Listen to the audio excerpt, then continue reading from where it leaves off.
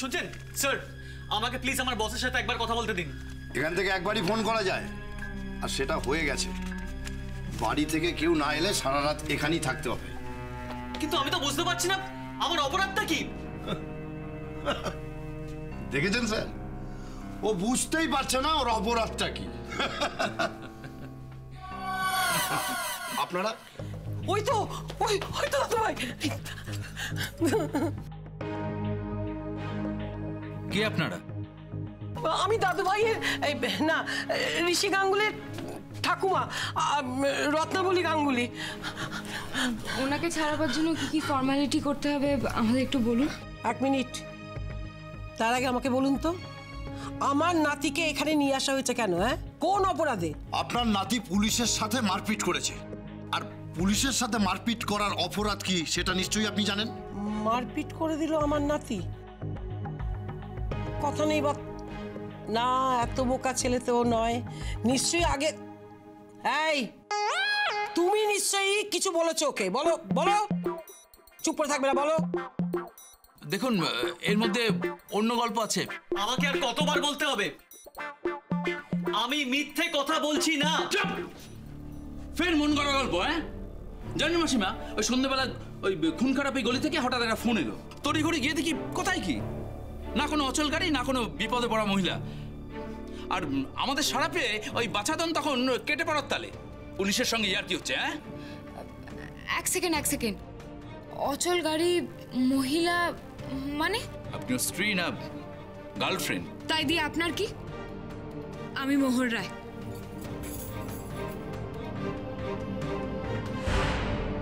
আমার এই পরিচয়টা কি যথেষ্ট নয়? আজ সত্যি খুন খারাপি রাস্তায় আমার গাড়ি অচল হয়ে পড়েছিল।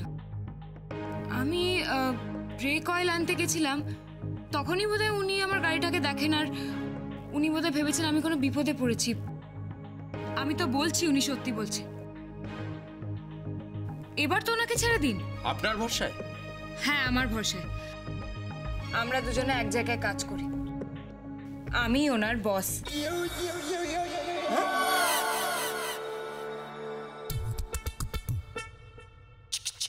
আমার কথা যদি ভরসা না হয় তাহলে আমি আমাদের অফিসের মালিককে ফোন করি। আরে বাস, কল্পতরু বিশ্বাজির অফিস তো। স্যার, আমাদের এই বড় সাহেবের বাড়ির কাজ সব কিন্তু এখান থেকেই হয়। আগে বলবে তো, তুমি কল্পতরুর লোক। এই বাবা, খুলে দাও ওকে লকআপ থেকে, শিগগির খুলে দাও। এই তোমাদের বেবি চিংড়ির কাটলেটটা কি দারুণ না? এই কোন ক্যাটারিং থেকে আনা বলো তো? কোথায় সই করতে হবে বলুন? কোথাও করতে হবে না, কিচ্ছু করতে হবে না। তোমার বিরুদ্ধে কোনো চার্জই নেই। মাসিমা, নাতিকে নিয়ে বাড়ি যা, নিয়ে যা। আগে বলতে হয় কল্পতরু। বাবা, ভাগ্যিস বস ছিল, তাই জন্য কি তাড়াতাড়ি ব্যাপারটা মিটে গেল। রাজকুমারী? কে রাজকুমারী? আর কোথাকার রাজকুমারী? আমি রাজকুমারী, আমার নাম রাজকুমারী। এরা সব আমার দাদারা, আমায় খুব ভালোবাসে তো তাই আগলে আগলে রাখে। তুই এটা আগে বললেই তো কোনো অসুবিধা হতো না। এই সব তো মারপিট টারপিট কি লাপচা লাপেঙ্গা কি সব বলছো, এসব করার দরকার নেই। কারণ আমি খুব টেনশনের রোগী তো, এই একটু টেনশন করলে পরে আমার এই গ্যাস্ট্রিকের পেন হয়ে যায়। সেই জন্য আমাকে মাঝে মাঝে এই ওষুধটা খেতে হয়। কাম করো, তুই এসো তোমা।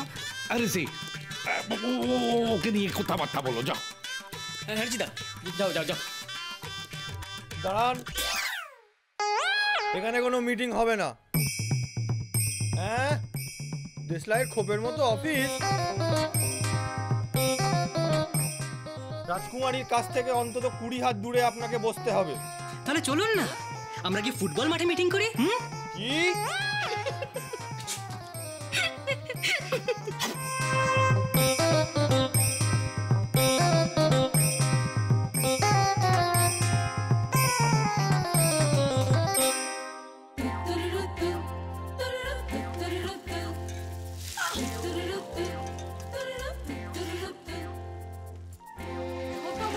আরে বাবা, দেখছিস তো রান্না করছি। কিছু দেখতে পাচ্ছি না। আরে তুমি আমাকে বলে পোস্ত কাটতে, তো ঝিঙে পোস্ত করবে বলে, এই দেখো কিন্তু কোথাও পোস্ত খুঁজে পাচ্ছি না, পোস্ত নেই তো। নেই মানে তুই রান্নাঘরটা আগে দেখে সে ভালো করে এক গাদা সবজি কেটে। আরে আমার কি রান্নাঘর নাকি? হ্যাঁ, আমি কি করে জানবো কোথায় কি আছে বলো দেখি। এই শোন, তুই মুখে মুখে চোপা করিস না তো, মুখে মুখে কথা বলে সর্ষে বাটা দিয়ে করে। আরে সর্ষে তো অলি খাবে না। সে তো জিতও খাবে না সর্ষে বাটা। কি ঝিঙে দিয়ে সর্ষে দিয়ে? না না, দরকার নেই, আমি এগুলো ফ্রিজে রেখে আসছি। খুশি করো, এটা খাবে না ওটা খাবে না, বেশি বেশি। ছোট বৌদি তুমি না। আরে তুমি কি করছো বলো তো? কখন থেকে কুস্তি করছো নাকি? আরে এই তো পুরো চিটে লেগে গেছে। হে ভগবান। আচ্ছা শোনো, তুমি এটা কি করছো? হালুয়া আছে না, হালুয়া। রেগে যাও না, রেগে যাও না। আচ্ছা তুমি আমাকে বলো তো, সত্যি কথা বলো, তুমি কাঁচা তেলে দিয়েছিলে না আলুগুলো? এই তুই থামবি? আমার এত দুরবস্থা এসে তোর কাছ থেকে এখন আমাকে রান্না শিখতে হবে। দূর এখান থেকে। ঠিক আছে ঠিক আছে, দূর হয়ে যাচ্ছি। আজকে বড় বৌদিও বাড়িতে নেই, বুঝবে খেলা। হ্যাঁ, থাকবে কেন?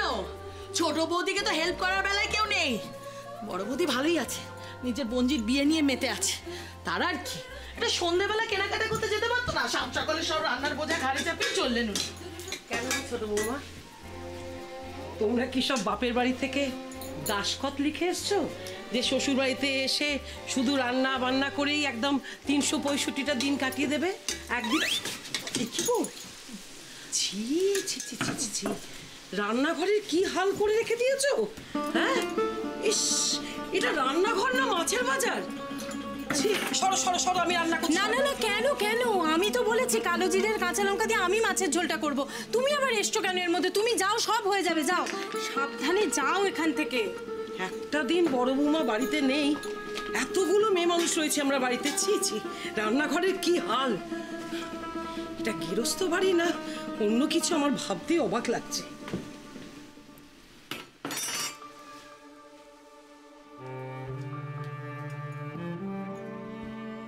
কি শিউলি, শিউলি কি করছো? কি করলি শিউলি? সবেতে এক চোখমি, করলেও দোষ না করলেও দোষ। এই নাক কান বলছি, আজকে যদি সারাদিন আমি রান্নাঘরে ঢুকেছি তাহলে আমার নাম। আচ্ছা শিউলি, এটা কি?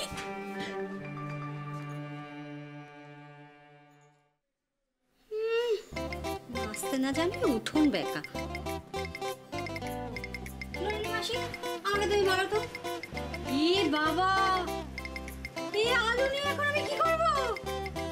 কিচ্ছু করতে হবে না তোকে, কিচ্ছু করতে হবে না। ফেলা তো আর যাবে না, ব্যবস্থা আমি করব।